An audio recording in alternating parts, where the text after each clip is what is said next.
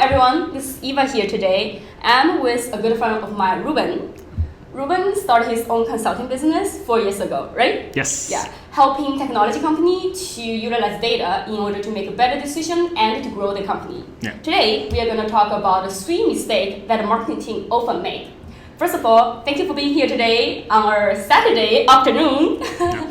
Thanks for having me. I'm excited to be here and talk a little bit about analytics and marketing teams. I can talk about that all day. Yeah.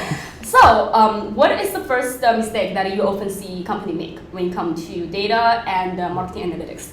Yeah. So typically, marketing teams have a lot going on in their campaigns and the data they need. But the most common thing I see them make in terms of mistakes is really having too many tools. So it's common to have stacks, 3, 4, 5 tools.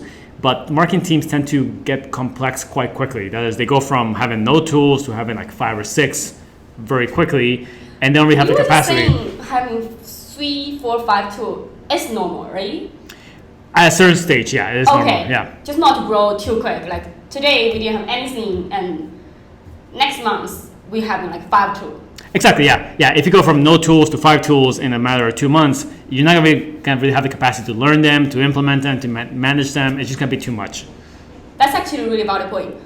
What could you recommend to be the first type of tool that a company should consider?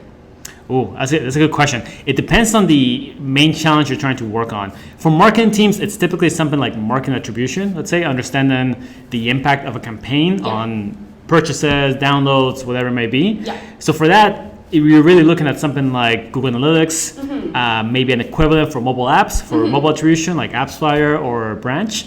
But that's really the main problem that I think most marketing teams can benefit from, just better attribution of their marketing dollars. Really to understand the data and the process. Yes, exactly. Cool. Yeah.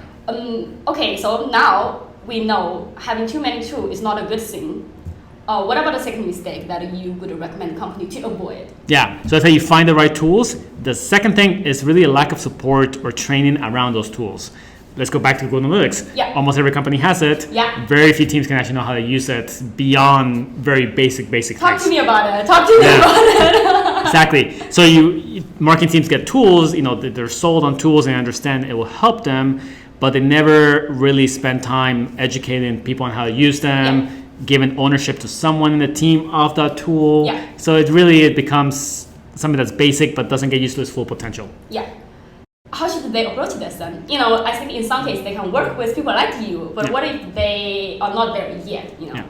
Yeah, they really have to find support internally. So they really have to go and work with the engineering team or the developers. So internal engineering team. Yeah, exactly. Okay. Yeah. And it really comes a lot when marketing teams want to do something and then maybe they try to do it without that support. Yeah. And the project kind of works, maybe kind of fails. It doesn't really live up to the expectations. Typically, that's the lack of support that I talk about here. Yeah.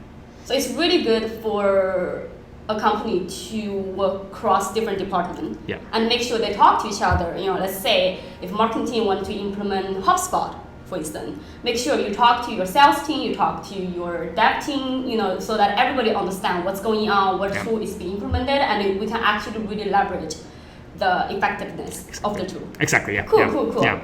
What about the last mistake? To wrap up today's conversation, Yeah. what is the punchline you want to give them? Yeah, so last one, it really comes down to metrics, right? So there's a popular term in the marketing world around vanity metrics. So really, they are good metrics? Yeah, exactly. So metrics that really don't drive business outcomes. But if you think about it, it's common because go back to Google Analytics, you implement it, you do it right. Out of the box, it gives you 100 plus metrics or something like that. Oh, yeah. So teams get drowned out, so they think, okay, we have them or we have the data, we should track it, we should monitor, and we should see how these metrics are changing over time. Cool. What metrics would you recommend the company sort of to focus more? Like likes, shares, traffic sometimes can even be a vanity metric. So what metrics do they really should focus on? It's like, so-called the rockstar metrics, the North Star metrics. There's different term for it. Yeah. What I recommend is really finding the framework that works for you. Yeah. So this tends to be industry specific. So you might have something like Pirate metrics for software companies, e-commerce companies have their own metrics, maybe media companies have their own metrics. So you can actually find them online, a little bit of research, understanding the handful. And by handful, I mean maybe 5 or 10 Not metrics. like 20 right off the bat. Okay. That makes sense for your industry and your product. And you also want to be very mindful of what metrics you actually publicly track with your team. Whatever you put into your spreadsheet or dashboard or whatever way you use with your team, that's what someone's going to optimize for. So if you put bounce rate, let's say there, but it doesn't really make sense for your product, someone will still optimize for that metric and they'll improve it over time, but it might just not really make any sense at the end of the day. That makes sense. It's like there's a number, the team is trying to strive for it, but it's not actually driving the bottom line Exactly. of the business. Yeah. Cool. Thanks again for being thanks here today and share your knowledge about the 3 common mistakes companies that often make in your experience.